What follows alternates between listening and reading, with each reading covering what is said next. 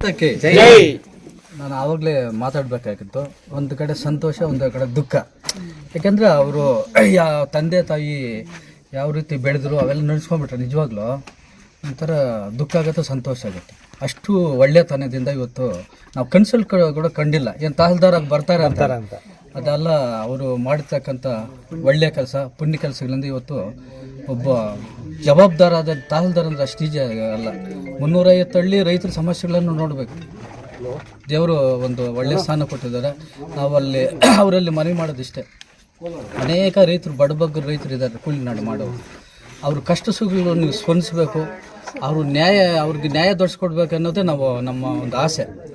ಈಗಾಗಲೇ ಈ ತಾಲೂಕು ಆಫೀಸ್ಗೆ ಒಂದು ಶಾಪ್ ಆಗಿಬಿಟ್ಟಿದ್ದಾರೆ ರೈತರು.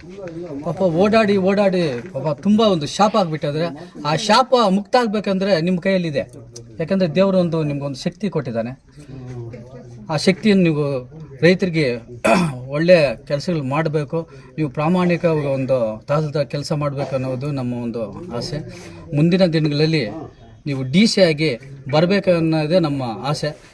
ನೀವು ಒಳ್ಳೆ ಕೆಲಸ ಮಾಡ್ತೀರಂತ ನಮ್ಮ ನಂಬಿಕೆ ಇದೆ. ಯಾಕಂದರೆ ದೇವರು ನಿಮಗೊಂದು ಶಕ್ತಿ ಕೊಟ್ಟಿದ್ದಾರೆ, ಒಳ್ಳೆ ಕೆಲಸ ಮಾಡಲಿ ಅಂತ ಹೇಳ್ಬಿಟ್ಟು ನಾನು ಮತ್ತೊಮ್ಮೆ ನಿಮ್ಮ ಹತ್ರ ಮನವಿ ಮಾಡ್ತಾ, ಆ ದೇವರು ನಿಮ್ಗೆ ಆಯುಷ್ಯ ಆರೋಗ್ಯ ಕೊಟ್ಟು ಉತ್ತಮವಾದಂಥ ಕೆಲಸ ಮಾಡಬೇಕನ್ನೋದೇ ನಮ್ಮ ಒಂದು ಆಸೆ. ಇಷ್ಟೇ ನನ್ನ ಭಾಷಣನ ಮುಗಿಸ್ತಾ ಇದ್ದೀನಿ.